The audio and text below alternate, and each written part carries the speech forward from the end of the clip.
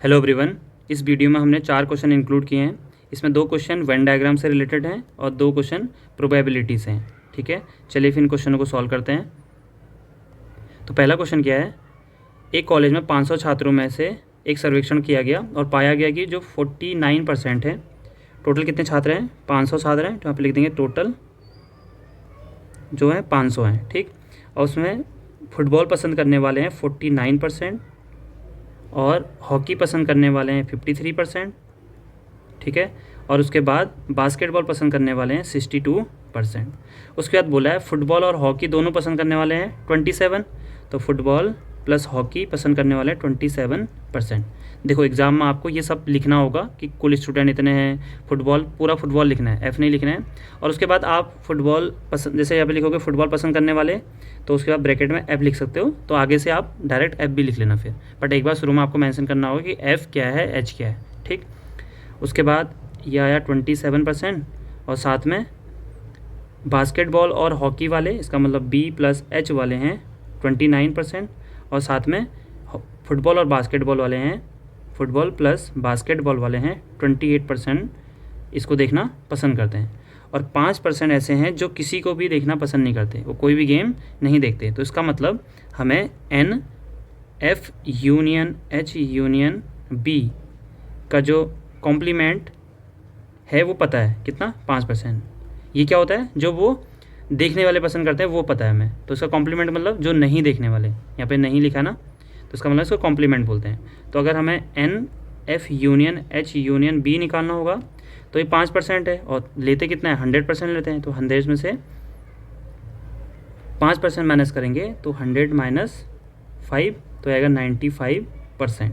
ठीक है, या तो हम इसका 500 का 5% निकालेंगे, पहले जो नंबर आएगा उसको 500 से माइनस करके यहाँ पे लिख सकते हैं, लेकिन हम परसेंट में कर रहे हैं तो परसेंट पे ही लिख देते हैं। ठीक है, अब हम एक वेन डायग्राम बनाते हैं। उसके लिए क्या करना पड़ेगा, हमें पहले एक सर्कल, दूसरा सर्कल और यहाँ पे तीसरा सर्कल। ठीक, अब देखो सर्कल बनाने के लिए जब 3 सर्कल होते हैं तो हमें सबसे पहले ये मिडिल वाला पता होना चाहिए, ये हमें पता नहीं है ना, तो सबसे पहले हम उसे निकालेंगे। अब हमें देखो यहाँ पे n F union H union B पता चल गया, मतलब टोटल जो बच्चे हैं वो 95% है 500 में से जो कुछ ना कुछ देखते हैं। तो सबसे पहले हमें बताना पड़ेगा कि ऐसे कौन स्टूडेंट जो तीनों गेम के देखते हैं इसके लिए। ठीक है, तो इसका फॉर्मूला क्या होता है, n F union H union B equal to n F plus n H plus n B, मतलब कि तीनों चीज़ होगी, football hockey and basketball, minus n F plus H, sorry F intersection H. उसके बाद इसको ना यहाँ पे लिख सकते हो प्लस की जगह पे एन एफ इंटरसेक्शन एच। ठीक है, तो इसको प्लस को हम अभी से यही लिखेंगे, एफ इंटरसेक्शन, ये क्या था 29 वाला था 29% है बास्केटबॉल एंड हॉकी, तो यहाँ पे लिखते हैं बी इंटरसेक्शन एच। ठीक, ऐसे ही ये परसेंट आ जाएगा और इसको भी हम लिख सकते हैं यहाँ पे एन एफ इंटरसेक्शन बी, ये इंटरसेक्शन लिखा है। ठीक है, तो माइनस ऐसी n B intersection H minus n F intersection B plus n F intersection H intersection B, ये फॉर्मूला होता है, एक ही लाइन में लिख सकते हैं इसको। उसके बाद इसकी वैल्यू रख दो, ये कितना है 95%। ऐसी पहला वाला क्या है, पहला हुआ है 49, फिर 53, फिर 62, तो 49 53, ये परसेंट में लिख रहा हूँ मैं। ठीक है, 53 प्लस 62, तो ये 62 आ गया, माइनस पहला वाला क्या है 27% माइनस सेकेंड वाला 29% माइनस थर्ड वाला 28%, और ये हमें निकालना है, तो plus n F intersection H intersection B, तो 95, इसको प्लस करेंगे ये आएगा 5 और 9 4, तो यहाँ से ये आएगा 9 15 और 64 हो गया, माइनस इसको प्लस करेंगे तो ये हमारे पास आ जाएगा 8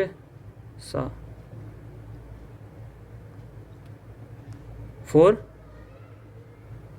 और यहाँ से 84 आ गया। ठीक है, plus n F intersection H intersection B.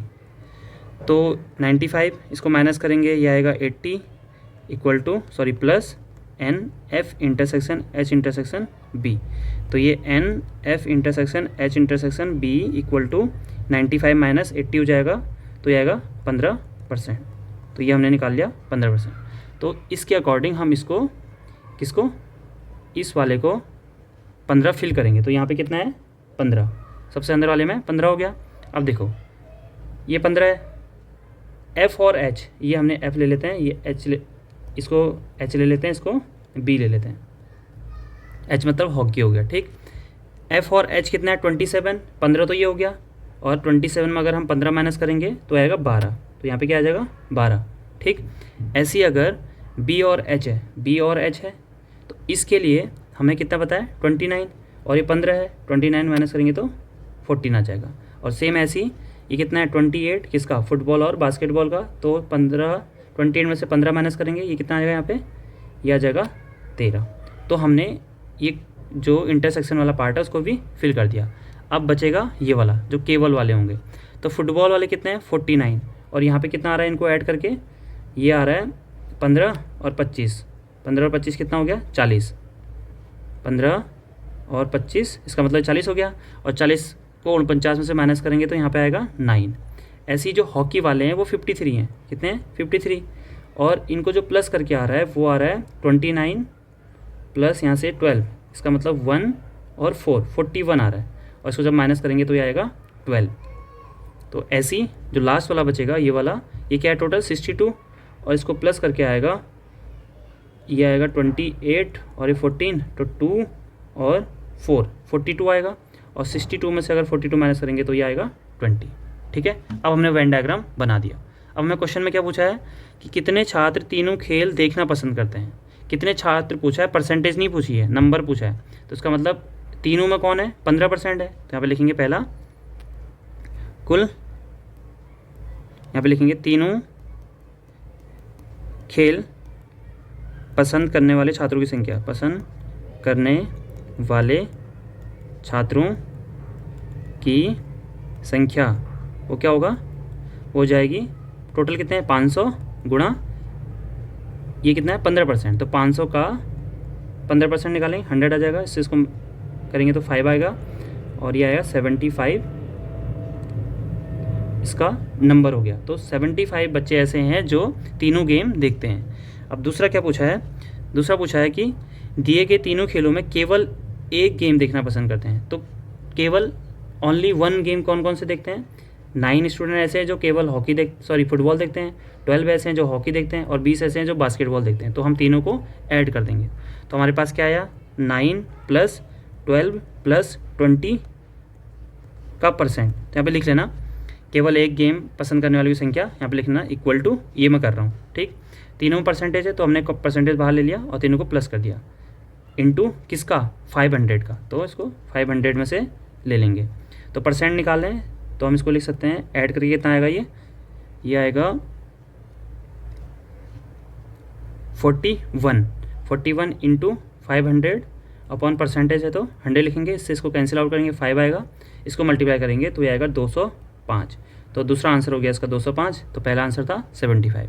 तो अगर यहाँ पे ये कितना आंसर आया इसका आंसर आया 75 और दूसरे का आया 205, ठीक। तो अब हम नेक्स्ट क्वेश्चन करते हैं।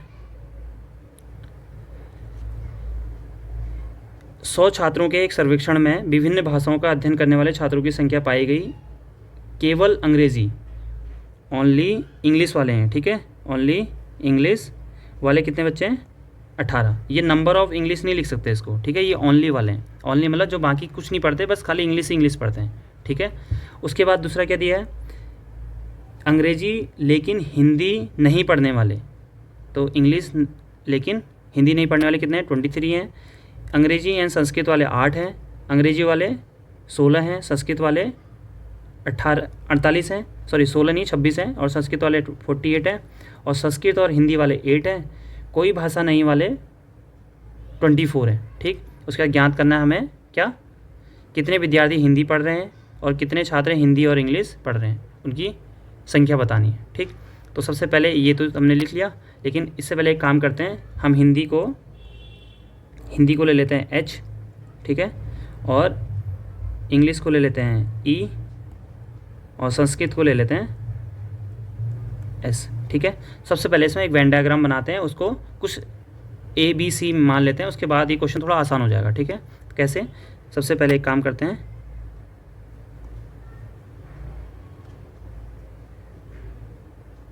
ओके।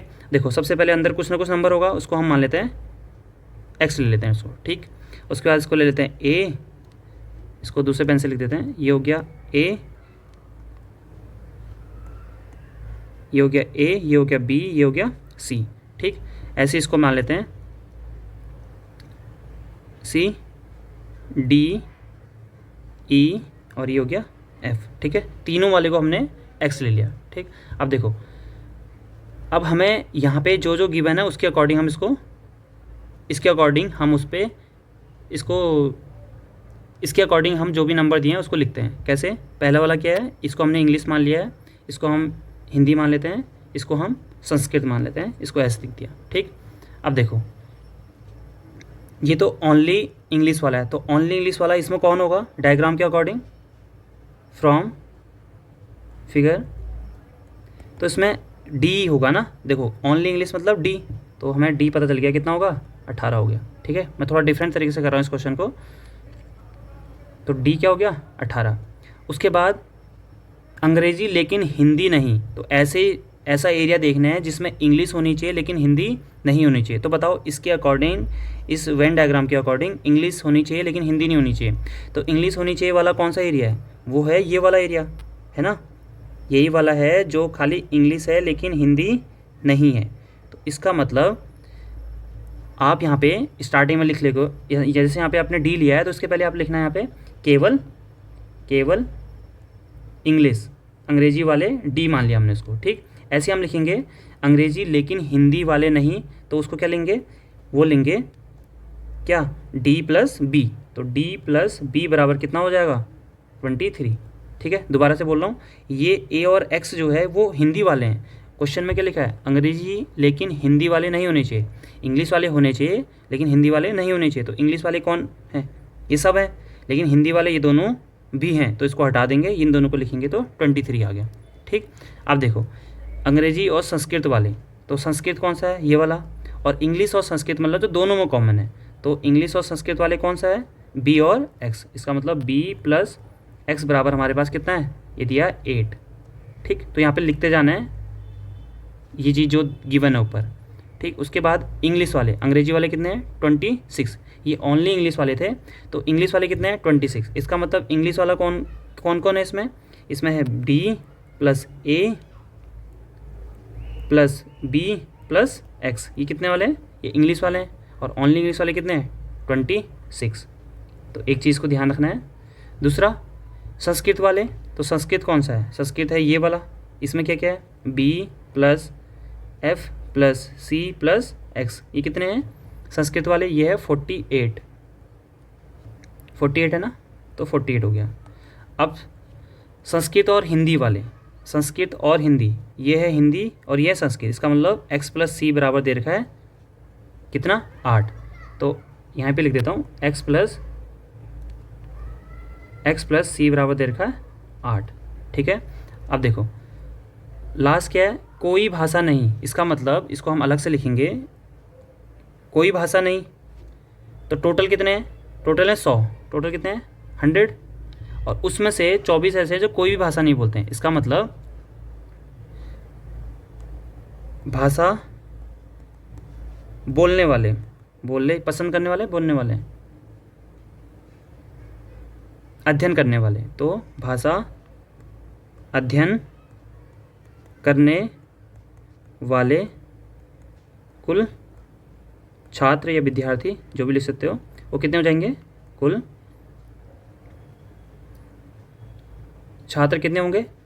24 को 100 में से घटा देंगे तो यह आ जाएगा कुल छात्र बराबर 100 माइनस 24, क्योंकि 24 ऐसे हैं जो कोई भी भाषा अध्ययन नहीं करते हैं। तो इसका मतलब कितना आ जाएगा? यहाँ से हमारे पास आया है 76 आ जाएगा, ठीक।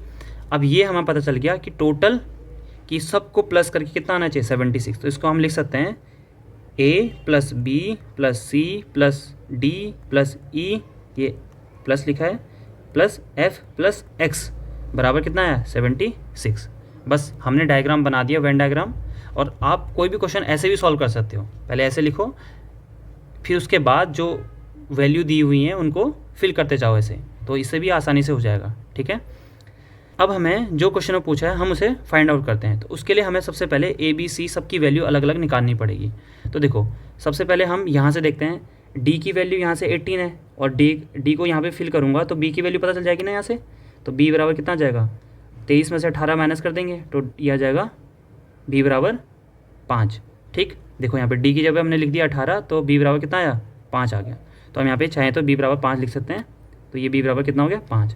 अब अगर हम बी की वैल्यू यहाँ पे फिल करेंगे तो 5, तो एक्स बराबर कितना आएगा, एक्स बराबर जाएगा 3, क्योंकि 5 उधर जाएगा तो 8 में से 5 जाएगा 3 आ जाएगा। ऐसे ही हम एक्स की वैल्यू यहाँ फिल करेंगे तो ये आएगा सी बराबर 5, है ना। एक्स की वैल्यू कितनी है 3, तो ये कितना आ जाएगा 5 आ जाएगा। अब हमें ए भी पता चल गया, ए नहीं पता चला, बी पता चल गया, डी पता चल गया, एक्स पता है और सी पता है। अब इसकी हेल्प से हमें बी पता है, सी पता है, एक्स पता है, तो एफ भी पता चल जाएगा। तो बी कितना है, बी है 5 प्लस एफ ऐसे ही रहेगा, प्लस एफ को इसी पेन से लिख देते हैं, पता चल जाएगा क्या निकालना है। ऐसी सी कितना है, सी 5 प्लस एक्स कितना है 3 और ये है 48। इसका मतलब यहाँ से हमारे पास एफ इक्वल टू आया 10 और 13, तो 48 में से अगर हम 13 माइनस करेंगे तो यह जाएगा 5 और 3, ये कितना आया 35। एफ बराबर आ गया हमारे पास 35। ठीक है, उसके बाद एफ हमारे पास निकल गया। अब क्या बच गया, ए रह गया। ए कैसे निकलेगा, ए की वैल्यू यहाँ पुट कर दो इस वाले में। तो डी कितना है, डी है 18 और बी कितना है, बी है 5, एक्स कितना है 3, 5 और 3 8, 18 और 8 26। तो जो बी निकला, सॉरी ए निकला, वो निकलेगा 0। देखो 18 ये हुआ, 18 और 5 और 3 8, 8 और 18 26, और जब 26 उधर जाएगा माइनस हो जाएगा तो बी बराबर कितना आएगा यहाँ से 0। ठीक है, ये आपको करना है। ये क्वेश्चन 8 मार्क्स का होगा तो आपके पास 1-2 पेज मिलेंगे। तो हमारे पास सारी वैल्यू निकल गई, कौन सी रह गई है, वो रह गई है ई की वैल्यू। ये ई की वैल्यू रह गई है, बाकी हमने सारी वैल्यू निकाल ली है। तो ई निकालने के लिए हम सारे पुट कर देते हैं इसमें। तो ए कितना है, ए इज़, सॉरी ये ए निकालना था ना, तो यहाँ पे बी लिखा है जो मैंने, ये ए होगा। तो ए इक्वल टू 0 प्लस बी कितना होगा, बी है यहाँ पे 5, सी कितना है, सी भी 5, डी कितना है, डी इज़ स्टार्टिंग में दिया था मैं ये 18, प्लस ई हमने फाइंड करना है, प्लस एफ कितना है, एफ निकाला हम 35, प्लस एक्स है 3, ये आएगा 76। तो हो गया, इसको प्लस करेंगे ये आएगा 28, इसको प्लस करेंगे ये आएगा 38, दोनों को प्लस करेंगे ये आएगा 6 और ये आया 6, तो 66 हो गया। तो ई बराबर आ गया 76 माइनस 66, तो ई बराबर आया 10। ठीक, तो हमारे पास सारी वैल्यू निकल गई, ई निकल गई, सब कुछ निकल गया। अब हमें क्या निकालना है, कितने विद्यार्थी हिंदी पढ़ रहे हैं। तो कितने विद्यार्थी पढ़ रहे हैं, इन तीनों को, इन चारों को हम ऐड कर देंगे। तो ये क्या है, ये है ई का मतलब कितना आया, ई हमारे पास आया अभी थोड़ी देर पहले 10 प्लस, तो यहाँ पे लिख देते हैं पहला क्वेश्चन, हिंदी पढ़ने वाले छात्र बराबर ई कितना है 10 प्लस, उसके बाद ए हमारे पास 0 है तो 0 प्लस, उसके बाद एक्स कितना है, एक्स निकला 3 और सी निकला 5, तो 3 प्लस 5, तो ये आ गया 10 और 8 18, तो इसका मतलब ये हो गया 18। ये हिंदी पढ़ने वालों की संख्या, ये इसका पहला आंसर हो गया।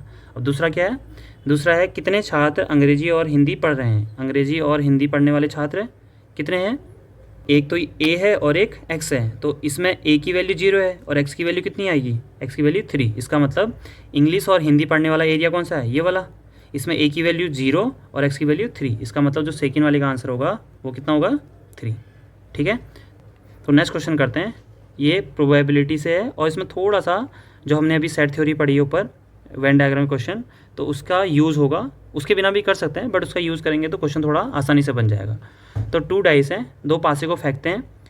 एक बार तो प्रोबेबिलिटी बतानी है इवन नंबर और, देखो मैंने जब सेट थ्योरी बताई थी उसमें ये पढ़ा था हमने कि जो और होता है उसका मतलब होता है यूनियन और एंड का मतलब होता है इंटरसेक्शन। ठीक है, ये ध्यान रखना है। तो यहाँ पे अगर हम 2 डाइस फेंकते हैं तो हमारे पास कितने आउटकम आएंगे, वो टोटल आएंगे 36। कैसे, देखो यहाँ पे हम बना देते हैं पहले। ठीक है, आप चाहो तो नहीं भी बना सकते हो, जो क्वेश्चन में पूछा है वही बना सकते हो, बट अगर बना लोगे तो ये आसान हो जाएगा थोड़ा। तो अगर हम 2 पास से फेंक रहे हैं तो पहले वाले में 1 आएगा, हो सकता है, और दूसरे वाले में भी 1 आए, और पहले में 1 दूसरे में 2, ऐसे ही चलता रहेगा। तो 1 3 1 4 1 5 और 1 6 1 6। तो ये वाला एक लाइन ऐसी बनेगी। ऐसी 2 के लिए बनेगी, अब मैं सब बनाऊंगा नहीं। ऐसी 2 के लिए बनेगी, ऐसी 3 के लिए बनेगी, ऐसी 4 के लिए बनेगी, 5 के लिए बनेगी और 6 के लिए बनेगी।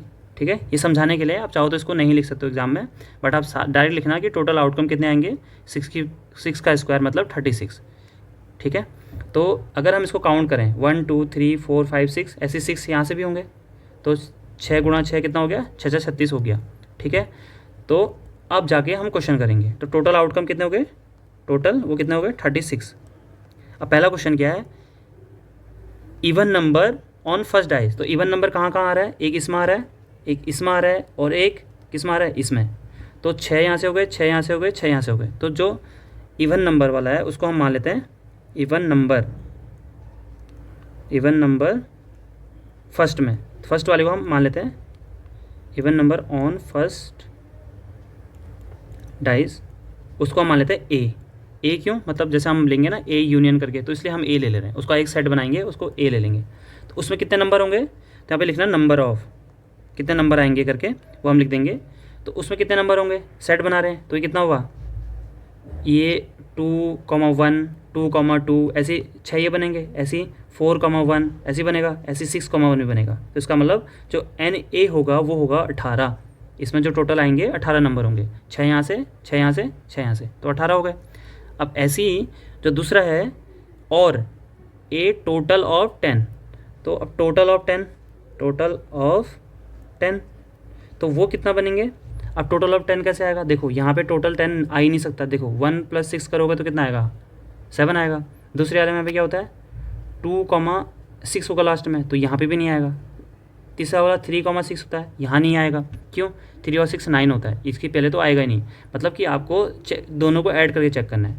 4 वाले में 4, 4 8 आएगा, 4, 5 9 आएगा, 4,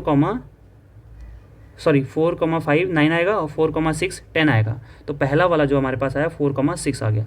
ठीक, ऐसे ही 5 के लिए भी होगा, 5 वाले में 5, 5 और 5, 6, तो 5, 5 में ही 10 आ रहा है, तो ये 5, 5 हो गया। ठीक हो गया।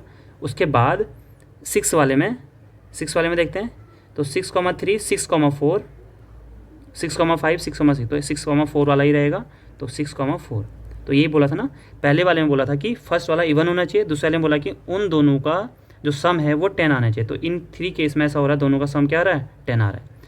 अब हम इन दोनों में, इसका मतलब जो इसको सेट को हम ले लेते हैं बी, इसको हमने ले लिया बी, इसका मतलब जो NB है वो कितना आया, 3 आया। ठीक है, अब देखो, अब हमें इसकी प्रोबेबिलिटी बतानी है, प्रायिकता बतानी है। तो इस केस में 18 + 3 हो गए, लेकिन यहाँ पे एक चीज़ ध्यान रखनी है कि कोई तो ऐसा होगा ना जो दोनों में सेम होगा, तो वो दोबारा इंक्लूड हो जाएंगे। इसके लिए हम जो सेट थ्योरी का यूनियन वाला होता है कि NA union B, NA + NB - NA intersection B, उसका यूज़ करते हैं। या तो आप डायरेक्ट कॉमन सेंस से कर सकते हो, कैसे, 46 और 4 and 6 and 6 and 4 ये दोनों में यहाँ भी होगा, यहाँ भी होगा। क्यों, यहाँ पे 4 के सारे नंबर हैं, सारे जो 4 वाले सीरीज़ के हैं वो सारे इसमें हैं। इसका मतलब 4, 6 यहाँ भी होगा, तो 2 बार इंक्लूड हो जाएगा, तो इसको हम हटा देंगे। ऐसे ही 6 और 4 इस वाले में होगा, तो इसको भी हटा देंगे। तो इसको हटा देंगे, इसको हटा देंगे, इसका मतलब यहाँ पे कितना होना चाहिए, एक ही लेंगे इसका, और यहाँ से 18 और 1 19 हो जाएगा। ठीक है, या हम बोल सकते हैं NA यूनियन B = NA कितना है, 18। ठीक है, अब देखो एक काम करते हैं, 2 बार नहीं करना पड़ेगा, हम डायरेक्ट यहाँ पे प्रोबेबिलिटी ले लेते हैं, P ले लेते हैं, यहाँ पे भी P लिख देते हैं, यहाँ पे भी P, यहाँ पे भी P। ठीक है, अब देखो ये probability of A union B, इसका मतलब ए हमने किसको माना है, जिसका फर्स्ट जो फर्स्ट डाइस में से इवन नंबर आ रहा है वो हमने ए माना है, और जो बी है उसको हमने कितना माना है, जिसका टोटल सम 10 आ रहा था तो उसको हमने बी लिया है। तो अगर इसकी प्रोबेबिलिटी निकालनी हो इसी की तो क्या होगी 18/36, 18/36 होगी, क्योंकि टोटल क्या है, टोटल 36 है, प्लस ऐसी बी के लिए 3/36। और ये फॉर्मूला हमने सेट थ्योरी में पढ़ा हुआ था, और प्रोबेबिलिटी में भी यही चीज़ होती है।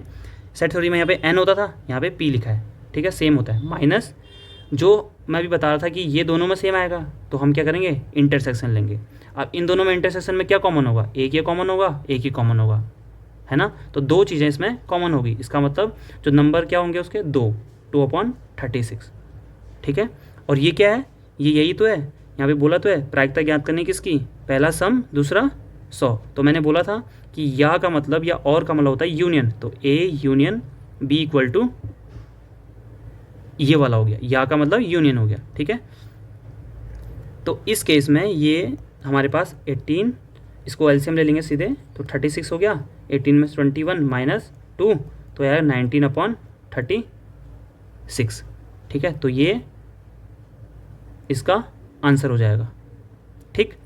तो ध्यान रखना है, यहाँ पे हो सकता है जो 10 लिखा है यहाँ पे लिखा है कि टोटल सम 8 आ जाए, तो 8 के लिए ये ज़्यादा बन जाएंगे, फिर ये जो नंबर हैं ये ज़्यादा हो जाएंगे, कौन से वाले, ये वाले, ठीक है। तो इसको एक बार अच्छे से देखना है, ऐसे क्वेश्चन आ सकते हैं, क्योंकि इससे पहले जो पेपर हुआ था उसमें प्रोबेबिलिटी को सेट ये वेन डायग्राम के साथ मिक्स किया था, तो यहाँ पे हो सकता है ऐसे क्वेश्चन भी आए। तो इसका जो सेकंड पार्ट है उसमें लिखा है द सम डिविजिबल बाय 5 और 9, ये आपको करना है। थर्ड वाले को मैं कर दूंगा, ठीक है।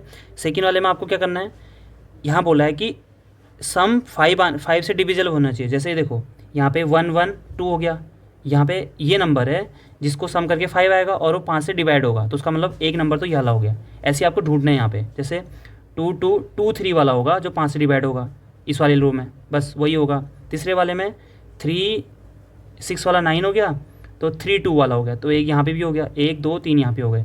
ऐसे यहाँ पे 4 5 4 1 वाला होगा एक ये वाला, और दूसरा होगा 4 6 वाला, दो यहाँ हो गए, तो 1 2 3 4 5, ऐसे यहाँ पे भी देखना है, ठीक है। यहाँ पे 5 5 10 वाला ये वाला हो गया, और बाकी शायद कोई नहीं होंगे, तो एक ही हो गया। और 6 वाले में 6 2 वाला होगा बस। और जब भी ऐड करके मैक्सिमम 12 आ सकता है, क्योंकि लास्ट वाला 6 + 6,6 होता है। तो उसके बाद 2 यहाँ से मिले हमारे पास, 2 यहाँ से आए, 1 2 3 यहाँ से आए, तो 5 5 2 7, तो ये होगा 7/36 किस वाले के लिए, इस वाले के लिए। ऐसे हम 9 के लिए लेंगे, माइनस करके कुछ ऐसी चीज़ें होंगी जो दोनों में कॉमन होंगे, फिर जाके उसको माइनस करेंगे और सेम इसकी तरह कर देंगे, ठीक है। यहाँ पे ए को आप ऐसा लेंगे कि जिनका सम करके ऐसा आ रहा हो जो 5 से डिवाइड हो। ऐसे दूसरे बी के लिए क्या लोगे, ऐसे लोगे जिनका सम करके वो 9 से डिवाइड हो जाए, सम करके किससे डिवाइड हो जाए, 9 से, और उसके बाद माइनस जो दोनों में कॉमन होंगे उनको हटा दोगे और आंसर आ जाएगा, ठीक। तो उसका मैं थर्ड पार्ट कर देता हूँ। तो थर्ड वाले में क्या करेंगे, ना तो डबल और ना ही कुल 7। तो डबल वाले ना डबल वाले होने चाहिए, और लिखा तो प्लस पहले ही कर देंगे, ठीक है। और 7 कुल 7 नहीं आना चाहिए जोड़ करके। तो पहले तो लिखते हैं कि डबल वाले कौन से होंगे, डबल वाले, तो डबल वाले क्या होंगे, 1,1 2,2 3,3 4,4 5,5 एंड 6,6। तो ये हो गए हमारे डबल वाले। तो इसका मतलब इसको अगर हम टोटल देख लें तो कितने होंगे, ये टोटल 6 हो जाएंगे।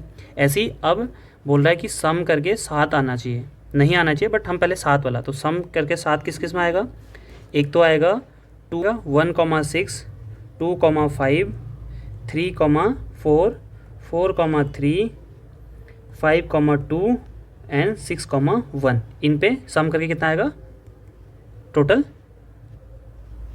7 आएगा, इनको सम करके 7 आएगा। तो ये कितने हो गए, ये भी कितने हो गए, टोटल 6 हो गए, 6 नंबर हो गए।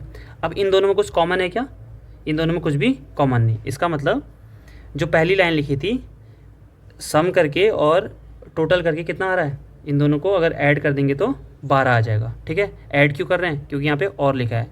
और क्या बोला है, ना तो डबल और ना ही 7 ना पूछा है। तो इसका मतलब ये तो ऐसे हैं, ये दो नंबर 12 नंबर ऐसे हैं जो इसके अकॉर्डिंग हैं, लेकिन नहीं पूछा, ये दोनों नहीं होने चाहिए। तो इसका मतलब 36 में से 12 नहीं होने चाहिए, तो ये कितना आ जाएगा 24। तो 24 ऐसे नंबर हैं जो इसके अकॉर्डिंग ना तो डबल है और ना उनका टोटल 7 आ रहा है। तो हमने क्या किया, सबसे पहले जो डबल वाले उनको निकाला, सम करके जो 7 आ रहा है पहले उनको निकाला, तो दोनों को सम करेंगे वो कितना है 12। अब ना पूछा है तो यहाँ पे लिख लेना जो क्वेश्चन पे लिख रखा है, क्योंकि वीडियो ज़्यादा बड़ी हो रही है। तो वो टोटल कितना है 36 और 12 हमने ये ले लिया और इनको नहीं लेना है, नहीं लिखा है उसमें, तो इसका मतलब 24 आ गया। और उसकी प्रोबेबिलिटी क्या हो जाएगी, तो उसकी प्रोबेबिलिटी हो जाएगी 24/36। इसको कैंसिल आउट करेंगे, 1 2 ये आ जाएगा 1 8, ऐसे ही आ जाएगा 4 और 6 ये आ गया 2 और 3। तो इसका जो आंसर आएगा तो थर्ड वाले का 2 और 3। ठीक, तो फर्स्ट वाला मैंने बता दिया, सेकंड वाले को आपको आइडिया दे दिया कैसे बनाना है, तो उसको भी आप सॉल्व कर लेना। और लास्ट क्वेश्चन कर लेते हैं, ये बहुत आसान सा क्वेश्चन है। बॉक्स है, इसमें 90 डिस्क हैं और उसमें 1 से लेके 90 तक के नंबर लिखे हुए हैं। ठीक है, उसमें से एक रैंडम नंबर निकालते हैं बॉक्स से। तो पहला बोल रहा है कि बॉक्स से जो नंबर निकाला है वो 2 डिजिट होने की प्रोबेबिलिटी, तो 1 से लेके 9 तो ऐसे होंगे जो 1 डिजिट होंगे और बाकी क्या होंगे 2 डिजिट। इसका मतलब जो 81 होंगे वो क्या होंगे 2 डिजिट। तो इसका आंसर डायरेक्ट पहले वाले का क्या आ जाएगा 81 अपॉन टोटल कितने 90, इसको 9/10 आ गया। ठीक, ऐसे ही परफेक्ट स्क्वायर क्या होता है 4 होता है, 1 होता है और ऐसे ही 9 होगा, 25 होगा, 16 भी होगा, 16 25 36 49 ऐसी 64 ऐसी 81, बस 1 2 3 4 5 6 7 8 9, तो ये क्या 9/90, तो इसका वैल्यू आ जाएगी 1/10। तो यहाँ पे लिखना पड़ेगा probability of a perfect square number, तो 1/10 लिखेंगे। ठीक है, और थर्ड केस में द नंबर डिविजिबल बाय 5, तो 5 से कौन कौन होता है 5 होता है, 10 होता है, 15 ऐसी 20 25 30 35 40 45 ऐसी 55 60 65 70 75 80 85 एंड 90। तो 1 2 और ये 15 17 हो गए, 1 2 3 4 5 10 15 और 2 17/90। तो इसका थर्ड वाले का आंसर हो गया अगर हमने ये सही लिखे हैं तो। ठीक, तो इसके साथ इस वीडियो में इतना ही है। नेक्स्ट वीडियो में हम कुछ और क्वेश्चंस लेंगे।